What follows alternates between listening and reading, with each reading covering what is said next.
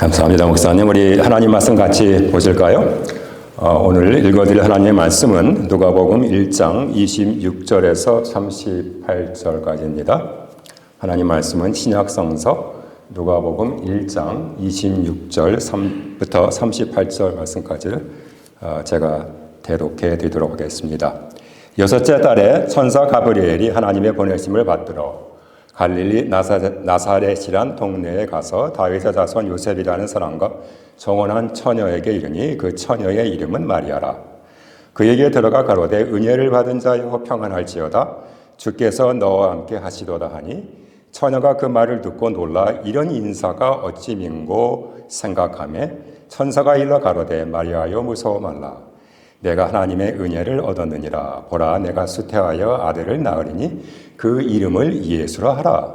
저가 큰 자가 되고 지극히 높으신 이의 아들이라 일컬을 것이요 주 하나님께서 그 조상 다윗의 위를 저에게 주시리니 영원히 야곱의 집에 왕 노릇하실 것이며 그 나라가 무궁하리라. 마리아가 천사에게 말하되 나는 사내를 알지 못하니 어찌 이 일이 있으리까?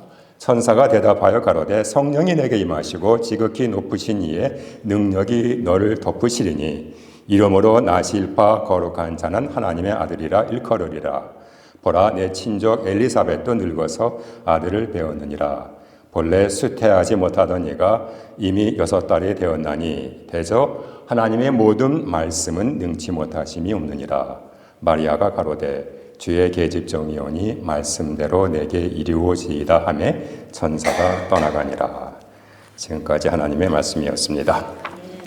여러분과 함께 오늘 이 시간 하나님의 말씀을 나눌 수 있어서 우리 주님 앞에 감사를 드립니다. 점심시간에 아주 우리 네이버브 처치하고 굉장히 좋은 친교를 가졌습니다. 주위에 계신 분들이 저한테 목사님 많이 드세요 하셔가지고 제 이제 결점이 뭐냐면은 그 말을 그대로 믿고서 진짜 많이 먹었습니다. 또 조금 졸르기도 하고 여러분 어떠신지 잘 모르겠습니다. 오늘은요 교회력 처치 캘린더에 의하면은 에드벤트 그러니까 뭐 대강절이도 하고 대림절을 하는데 대림절 두 번째 주일입니다. 여러분 대림절 하면은 크리스마스 전에 오는 네 번의 주일이 있는데 각 주일마다 이제 예수님의 오심, 초림 아니면 또 예수님의 재림을 생각하면서 기념하는 그러한 Four Sundays 네 가지 주일을 대림절이라고 이렇게 우리 교회에게 의하면 그렇게 말을 합니다.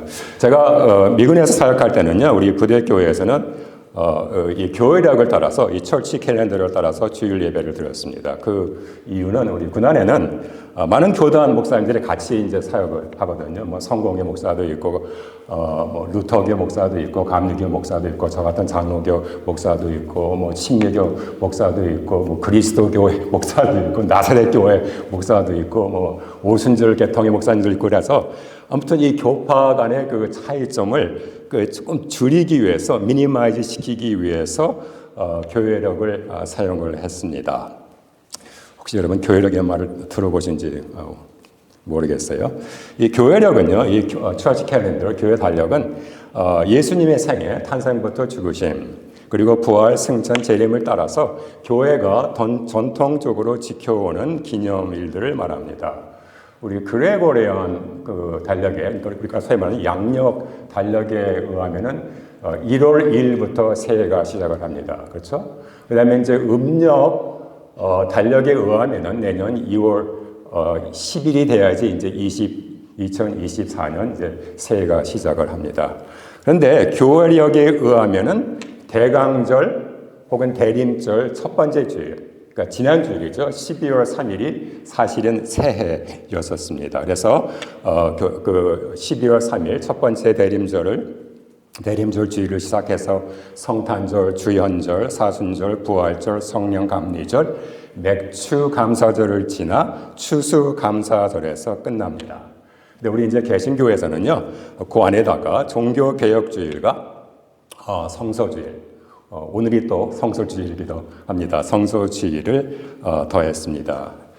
쉽게 설명을 드리면요. 교회력은 예수님의 탄생, 예수님의 죽음, 예수님의 부활, 예수님의 승천, 예수님의 재림을 통해서 하나님께서 완성하신 구원의 역사, redemptive history라고 그러는데 구원의 역사를 1년 주기로 해서 교회 생활, 저희들이 생활하는 그 교회 생활에 재현한 것을 말합니다. 그래서 우리 그리스도인들은 교회력을 통해서 하나님께서 완성시킨 구원의 사건들을 다시 한번 생각해보고 그 구속의 은총을 감사하며 하나님께 영광을 돌릴 수가 있는 것입니다. 근데 바로 그 구원의 사건이 오늘 본문 말씀 마리아로부터 시작을 합니다. 왜냐하면 예수님을 잉태한 사람이 바로 마리아이기 때문입니다. 그런데요, 저처럼 우리 또 목사님처럼 복음주의 교단, Evangelical Denomination, 우리 복음주의 교단에 속한 목사님들이 마리아에 대해서 설교하는 것은 사실 그렇게 흔치는 않습니다. 글쎄요, 저도 잘할 수 없는 이유이기도 하지만, 마리아, 우리가 말하는 성모 마리아, 그분은 우리 개신교에서 푸대접받기보다는 구교, 가톨릭 교회나 동방 종교에 계시는 것이 더 편하실 것이라고 우리 복음주의 교단에 속한 목사님들이 우스갯소리를 할 때도 있습니다. 아무튼 우리 복음주의 그리스도인들이 마리아를 생각하면 어느 정도 그 모함, 모함을 느끼는 것은 사실인 것 같습니다. 그러나 교회사적으로 볼 때 분명한 것은 교부들은 마리아를 하나님의 어머니, Mother of God, Theotokos라고 하는데 하나님의 어머니라고 불렀고 또 그렇게 존경을 했습니다. 여러분들이 오늘 읽은 누가복음을 쭉쭉 읽어 내려가시면은 마리아가 자기 친족 엘리사벳을 방문하는데 엘리사벳이 마리아가 잉태한 것을 보고서 뭐라고 말하냐면은 내 주의 모친이 내게 오신다 그렇게 말씀을 해서 아마 거기서 하나님의 어머니라는 마리아만 나온 것 같습니다. 아무튼요 오늘 이 말씀을 통해서 어떻게 하나님께서 당신의 구원의 역사를 이루기 위해서 마리아를 부르셨는지를 살펴보므로 우리가 혹시라도 마리아에 갖고 있는 모호함이나 선입감을 극복하기를 원합니다. 제가 이거 워싱턴주로 이제 이주하기 바로 전에 서던 캘리포니아 남가주 모하비 사막에 있는 사막교회에서 포로림포대가 있는데 거기 사막교회에서 사역을 한 적이 있습니다. 거기는 오지라고 하면은 오지 중에 오지인데 그 부대에서 차로요 40번을 사막을 통해서 운전을 해야지 이제 조그만 타운 발스토라는 그 타운이 나옵니다. 아무튼 이 교회에서 제가 사역할 때 이제 땡스기빙 데이가 지나고 그 다음 주 월요일이 되면은 교회가 바빠지기 시작합니다. 왜냐고요? 이제 저와 이제 우리 그 교회에 있는 교인분들과 또 군정 사무실에서 일하는 우리 목사님들 또 군정 사병들과 함께 이제 거의 1년 동안 창고에 이제 들어있던 크리스마스 트리와 그다음에 여러 가지 장식품들을 이제 끄집어내서 이제 분리하는 작업을 시작을 합니다. 그리고 월요일부터 거의 목요일, 금요일까지 4일, 5일 동안 교회 안에는 크리스마스 트리를 세우고 여러 가지 오너먼트 전구담화 그런 거를 벽에다가 걸고 화관 상록수로 만든 화관 같은 거는 이제 문 앞에다가 이제 붙이고 그런 작업을 아주 열심히 합니다. 그저께 이제 피날레가 뭐냐면은 교회 앞 바로 정문 앞에 넓은 공간이 있는데 그 공간에 우리 사람 사이즈의 인형들이 있어요. 인형하고 동물들 인형이 있는데 그거를 이용해서 네이티비티 씬, 그러니까 예수님의 탄생 모습을 재현해 놓았습니다. 저에게는 이것이 제일 신나는 일이었습니다. 여기에는 크리스마스 스토리에 나오는 모든 등장 인물들이 다 들어 있습니다. 동굴 마구간 안에는 양 같은 아니면 소 같은 짐승들이 보입니다. 마구간 밖에는 목자들이 호기심 어린 눈으로 그 동굴 마구간 안을 들여다보고 또 마구간 위에서는 천사들이 높은 곳에서는 하나님께 영광, 땅에서는 평화하면서 찬양을 부르는 듯합니다. 그 뒤 마구간 뒤에는 동방에서 먼 길을 따라온 박사들이 예물을 들고서 아기 예수를 찾아오는 모습이 보입니다. 몇 명의 동방 박사들이 왔을까요? 글쎄요, 우리가 보통 생각할 때는 세 가지 예물, 몰약, 향유, 금이 있으니까 세 명의 박사들이 왔다고 생각하지만 사실 정확하게 몇 명의 동방 박사가 왔는지는 아무도 모릅니다.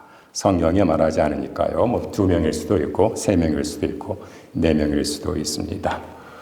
그 동굴 마구간 안에는 피곤한 모습을 한 요셉의 모습이 보이고 요셉 바로 옆에 구유에 누워있는 아기 예수를 바라보는 마리아의 모습이 보입니다. 여러분, 오늘은 하나님의 아들 예수님을 잉태한 이 마리아를 향해서 우리가 한번 초점을 한번 포커스를 맞추기를 원합니다. 그러기 위해서 시계를요 거꾸로 돌려서 2000년 전 유대 땅 한적한 시골 동네 나사렛으로 여러분을 초대합니다. 1세기 예수님 당시 나사렛은 갈릴리 바다에서 서쪽으로 한 15마일 정도, 지중해에서는 동쪽으로 한 20마일 정도 떨어진 아주 조그마한 동네였습니다. 여러분, 조금 제가 도움을 드리면요, 우리 교회 지금 있는 교회 UP에서 페더럴 웨이까지가 한 18마일 정도가 되니까 아마 그 거리를 아마 여러분들이 짐작을 하실 수 있을 거라고 생각을 합니다.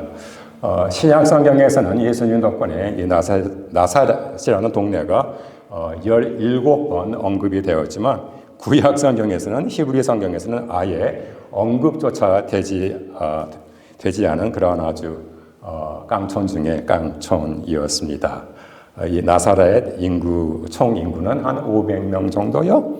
1세기 로마 시대의 그 흔한 공동 목욕탕도 또 포장된 도로도 없는 그야말로 총구석이었습니다. 근데 누가 알았겠습니까?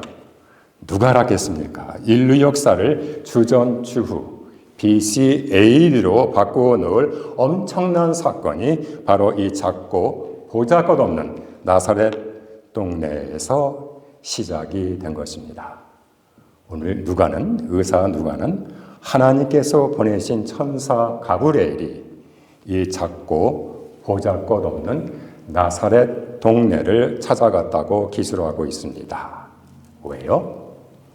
33절에 보니까 앞으로 오실 왕의 탄생을 알리기 위해서요.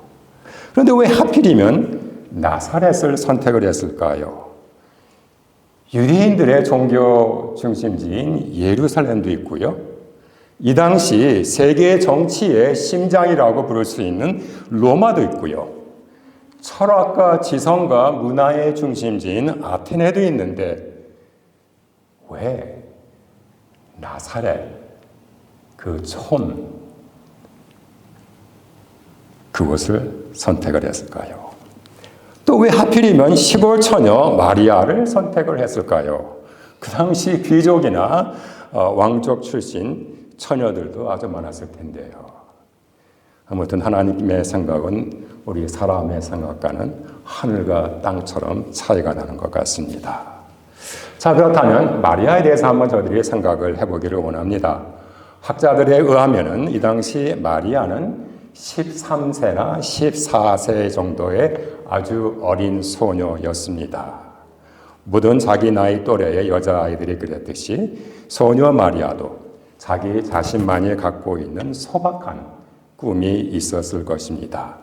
이 당시 마리아는 결혼을 일찍 하는 조혼이 아닙니까? 조혼을 하는 유대 풍습에 따라 요셉이라고 하는 목수 청년과 정혼을 한 상태였습니다. 물론 자기가 선택한 것은 아니고요. 그 당시 유대 전통과 문화에 따라 모르긴 몰라도 마리아의 아버지와 요셉의 아버지가 이야기를 나누고 혼인 결정을 했을 것입니다. 자기보다 나이가 한참 많을 요셉을 마리아는 본 적이 없었지만은 설레는 마음으로 결혼 날짜를 기다렸는지도 모릅니다. 그리고 본인 나름대로의 상상의 나라를 펼쳤겠지요. 그렇죠? 요즘 말로 말하면은 결혼식에 초대할 가족과 친지, 친구들 이름들을 막 적어놓고 리셉션에 필요한 음식과 뭐 여러 가지 물건들도 적어놓고 또 앞으로 살치, 뭐 가구들 해서 계속해서 리스트는 계속해서 늘어났지만 마리아는 생각만 해도 행복했고 가슴은 뛰었습니다. 팔레스타인 갈릴리 지방 조그만 나사렛 동네에서 요셉과 더불어 아이들을 낳고 가족을 돌보는 그런 소박한 꿈에 푹 젖어 있었습니다. 그런데 이게 무슨 일입니까? 이 모든 꿈들이 산산조각 깨지는 사건이 발생했습니다. 난데없이 천사 가브리엘이 나타나 엄청난 소식을 전한 것입니다. 글쎄요, 뭐 우리 영어 표현으로는 브레이킹 뉴스라고 할까요? 글쎄요, 요즘에는 소셜 미디어가 발전을 해서 많은 분들이 여러 가지 우리 주위에서 일어나는 일들, 그런 소식들을 뭐 페이스북이나 카카오톡이나 인스타그램 등을 통해서 접하는 것 같습니다. 저는 서부에 있는 우리 캘리포니아 웨스트민스터 신대학교 졸업했는데 우리 목사님하고 저하고 신학교 배경이 굉장히 비슷해요. 저는 서부 웨스트민스터 졸업하셨고 우리 현 목사님은 동부 웨스트민스터 졸업받고 그 다음에 신학 석사는 똑같이 고등권의 신학교에서 받았습니다. 아무튼 저하고 비슷할 때 그 서부 웨스트민스터 졸업하신 우리 한인 목사님들이 운영하는 카톡방이 있어요. 근데 그 카톡방 방장 목사님, 그 목사님 이름이 제임스 킴인데 제임스 킴 목사가 어느 날 저도 모르게 저를 그 카톡방의 멤버로 등록을 했습니다.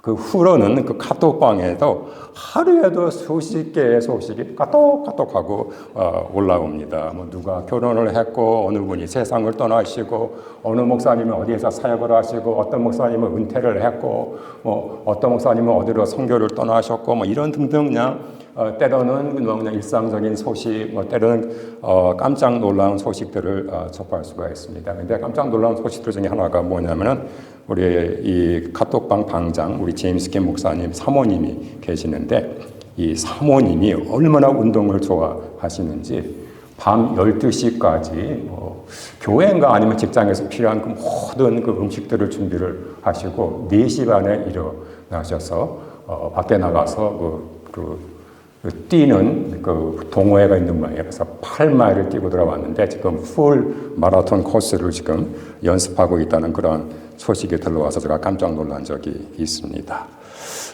저희들도 때로는 이렇게 깜짝 놀랄 소식을 들을 때가 있는데 제가 보기에는요, 어느 누구보다도 마리아가 가장 놀랍고 충격적인 그런 소식을 들은 것 같습니다. 그것도 뭐 정상적인 통로를 통해서 들은 것이 아니라 천사 가브리엘을 통해서 들었으니까요. 얼마나 놀라운 소식이었냐면 29절에 보니까 마리아가 천사의 소식을 듣고 놀랐다고 했는데 또 다른 번역을 보니까 마리아가 천사의 소식에 어리둥절했다. 아니면 혹은 마음이 불안해했다고 또 이렇게 번역이 되어 있습니다. 여러분 한번 생각을 해보시기 바랍니다. 이제 13세, 14살밖에 안 된 소녀 마리아에게 밑도 끝도 없이 천사 가브리엘이 나타나 그야말로 충격적인 소식을 전했으니 마리아가 얼마나 놀랐겠습니까? 우리가 이 대림절, 이 대강절, 애드벤트 시즌을 지나면서 크리스마스 스토리를 정확하게 이해하기 위해서는 그야말로 이 어린 티네이저 마리아가 들은 그야말로 황당한 소식을 이해를 하여야만 합니다. 오죽하면 누가복음의 저자 누가는 마리아가 어리둥절, 영어 표현으로 perplexed, 어리둥절했다는 표현을 썼겠습니까? 그렇다면 도대체 어떤 소식을 들었길래 마리아가 이렇게 화들짝 놀랐을까요?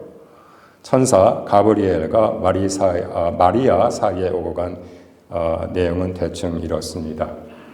세 번역입니다. 은혜를 받은 처녀여 기뻐해라. 주님께서 너와 함께 계신다. 마리아야 무서워하지 말아라. 너는 하나님의 은혜를 받았다. 이제 내가 임신을 해서 아들을 낳을 것이다. 그 아들의 이름을 예수라 불러라. 자, 여러분.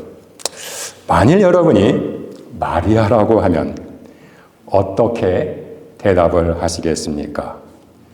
여러분, 요즘이나 옛날이나 이 티네이저들이 얼마나 영리한지 몰라요. 얼마나 스마트한지 몰라요.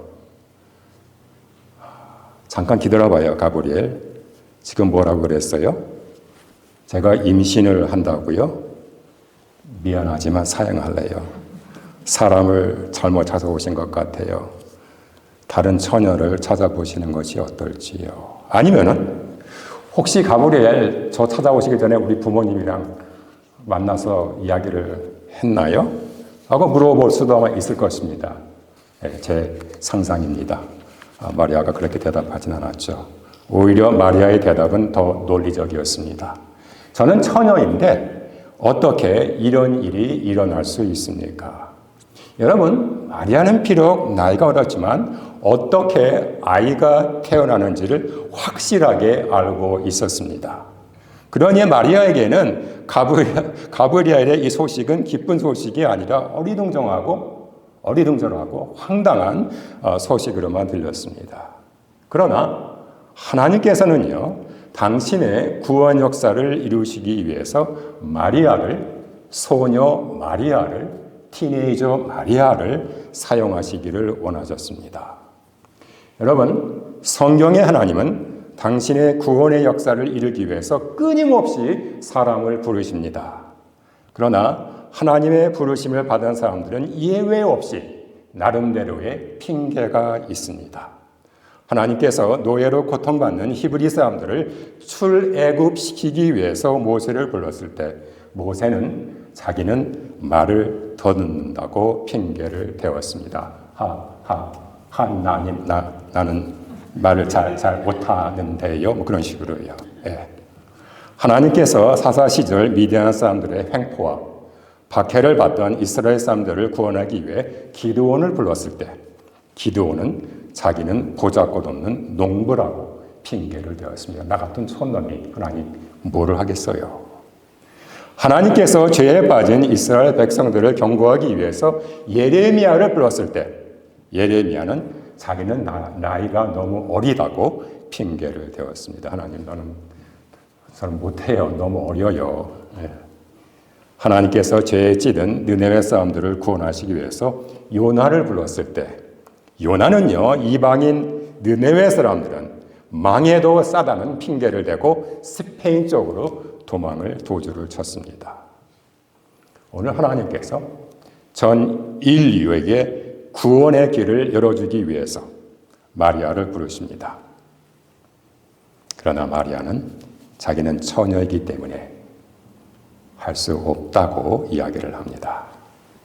여러분, 사람들이 이런저런 핑계를 댈 때 하나님께서는 단 한 번도 그래 내 말이 맞다. 내가 실수했다라고 말씀하지 않습니다. 예를 들어서 마리아에게 마리아야, 내 말이 맞아. 내가 다른 동네에 가서 다른 처녀를 찾아봐야 되겠다고 말씀하시지 않습니다. 저희들이 오해하는 것들 중에 하나가 하나님께서 쓰시는 사람은 무엇인가 다를 것이라는 그러한 편견입니다. 그것은 세상에서 쓰는 방법입니다.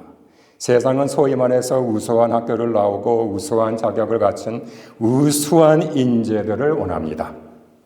그러나 하나님은 우수한 인재를 뽑아 쓰시는 것이 아니라 어느 누구든지 약점과 결점이 있어도 그 사람을 당신의 도구로 사용하신다는 것입니다. 여러분 생각해 보세요. 우리 교회가 1년 동안 지금 성경을 통독하고 있는데 아무리 성경을 읽어도 하나님께서 오로지 훌륭한 교육을 받고 오로지 좋은 집안 출신 사람들만을 불러서 쓰셨다는 내용은 없습니다. 반대로요, 하나님께서는 여러분과 저와 같은 사람들을 불러서 아무리 약점이 많고 아무리 결점이 많아도 불러서 사용을 하십니다. 오늘 본문 말씀은 하나님께서 어린 소녀 마리아를 부르시는 아름다운 이야기입니다. 더욱 아름다운 것은요, 나중에 마리아가 태하는 그러한 태도입니다. 하나님께서는 천사 가브리엘을 통해서 마리아를 부르시고 마리아는 가브리엘의 이야기를 아주 주의 깊게 귀를 기울여서 듣습니다. 그리고 이렇게 대답을 합니다. 세 번역입니다. 저는 주님의 종입니다. 말씀하신 대로 되기를 바랍니다. 여러분, 소녀 마리아가 머리가 나쁜 것이 아니었습니다. 아까 제가 말씀드린 대로 마리아는 확실하게 어떻게 아기가 태어나는지를 분명히 알았습니다. 마리아가 살던 이 유대 문화권 안에서 혼인도 하기 전에 임신을 한다는 것은 사회에서 매장된다는, 돌에 맞아 죽는다는 그러한 무시무시한 일이었습니다. 그러나 마리아는 겸손과 순종으로 하나님의 말씀을 자기 가슴에 받았습니다. 겸손과 순종은 어떻게 보면 하나님의 부르심을 받은 모든 사람들의 태도가 아닌가 생각이 됩니다. 겸손과 순종이 부족하면 우리 하나님은 강제로라도 겸손하게 하고 순종하게 만듭니다. 제 머리에 떠오르는 두 사람이 있는데 요나와 바울이 그렇습니다. 겸손과 순종은요, 어떻게 보면 마치 꽃이 서서히 피듯이 아주 천천히 오랜 시간을 두고 만들어지는 그러한 미덕입니다. 나 자신은 느끼지 못하지만 다른 사람들은 감지를 합니다. 여러분, 우리가 하나님께 사용받기를 원한다면 겸손과 순종의 옷을 입어야 될 것입니다. 마리아는 정말 겸손과 순종이 무엇인지 우리에게 잘 보여주고 있습니다. 여러분, 이 마리아가 자신의 겸손과 순종을 통해 하나님께서 어떤 일을 이루실지를 알았을까요? 제가 이제 성탄절 크리스마스 시즌이 되면 즐겨 듣는 노래가 있습니다. 1984년인가요?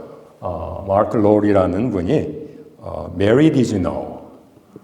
마리아 너는 알고 있었니? 라는 크리스마스송을 이제 교회에서 이제 연극할 때 쓰기 위해서 작사를 했습니다. 근데 이 노래를 작곡할 사람을 찾던 중 거의 이제 7년이 지나서 1991년이 돼서야 유명한 그 미국 남부주 서던 가스펠송 작곡가 버디 그린이라는 사람이 이분이 이 작사에 곡을 붙였습니다. 그 후에 이 노래는 수많은 가수들에게 불러지는 크리스마스 클래식이 되었습니다. 제 생각에는요, 이 Mary Did You Know?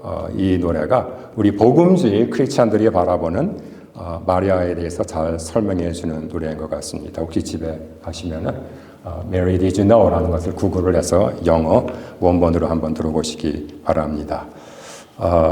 대충 내용은 제가 번역을 했는데 이렇습니다. 마리아, 너는 내 아들이 어느 날 무리를 걸을 것을 알고 있었니? 마리아, 너는 내 아들이 우리 모두의 아들과 딸들을 구원해 줄 것을 알고 있었니? 너는 내 아들이 내 자신을 새롭게 하기 위해 온 것을 알고 있었니? 내가 낳은 이 아들이 또한 너를 구원할 거야. 마리아, 너는 내 아들이 소경의 눈을 뜨게 할 것을 알고 있었니? 마리아, 너는 내 아들이 그의 손으로 폭풍을 잠잠케 할 것을 알고 있었니? 내가 내 갓난한 아들의 얼굴에 입맞춤할 때 너는 하나님의 얼굴에 입맞춤을 한 거야. 너는 이 아이가 하나님의 순전한 어린 양임을 알고 있었니? 내가 안고 있는 이 새록 자고 있는 이 아이는 영원하신 하나님이야. He is great I am. 그래서요, 제 생각에는요, 마리아가 아마 제일 먼저 어느 누구보다 우리 인류 역사상 제일 먼저 크리스찬이 된 것 같습니다. 여러분과 저는 예수님을 우리 마음속에 영접했을 때 크리스찬이 되었습니다. 그러나 마리아는 하나님의 말씀을 마음에 받았고 또 아기 예수님을 배 안에 9개월 동안 간직한 첫 번째 크리스찬이 된 것입니다. 다시 말하면요, 마리아도 자기 아들 예수님을 믿고 구원을 받고 새롭게 된 것입니다.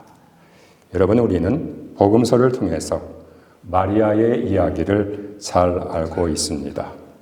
어떻게 마리아가 요셉과 함께 베들레헴으로 와서 모텔방 한 칸 구하지 못하고 동굴 마구간에서 아기 예수를 낳았는지를, 30일이 지난 후에 어떻게 가난한 마리아와 요셉이 아기 예수를 성전에 봉헌할 때 바친 제물이 겨우 몇 푼 안 되는 산비둘기 2마리였는지를, 또 어떻게 헤롯 왕의 박해를 피해 칠흑 같은 어두운 밤 자기 남편 요셉과 이집트로 피신을 하였는지를, 어떻게 나사렛에서 이 아기 예수를 예수를 키웠으며 예루살렘에서 잃어버린 소년 예수를 다시 찾았는지를, 가나 혼인잔치에서 자신의 요구를 예수님한테 말해서 어떻게 예수님께서 물을 포도주로 변화시킨 첫 번째 기적을 행하셨는지를, 예수님의 공생애 중 뒤에서 어떻게 예수님을 도왔는지를, 무엇보다도 십자가에서 돌아가신 예수님의 시신을 부둥켜 안고 눈물을 흘리며 마음의 고통을 당하였는지를, 예수님께서 구유에서 탄생하시고 십자가에서 돌아가실 때까지 나오는 마리아의 이야기는 성경에 나오는 정말 아름다운 이야기입니다. 물론 마리아를 너무 숭배해서 마치 예수님 수준의 예배 대상이 되는 것은 곤란하지만, 우리 복음주의 크리스찬들에게 마리아의 이야기는 우리가 우리 자신을 겸손과 순종으로 하나님께 드릴 때 얼마나 놀라운 일들이 일어날 수 있는지를 보여주는 감동에 찬 스토리입니다. 여러분, 오늘도 하나님께서는 여러분과 저를 부르시고 있습니다. 하나님께서는 우리의 약점과 결점도 사용을 하십니다. 그래서 오늘 마리아의 이야기는 우리에게 신선한 도전으로 다가옵니다. 기도하겠습니다.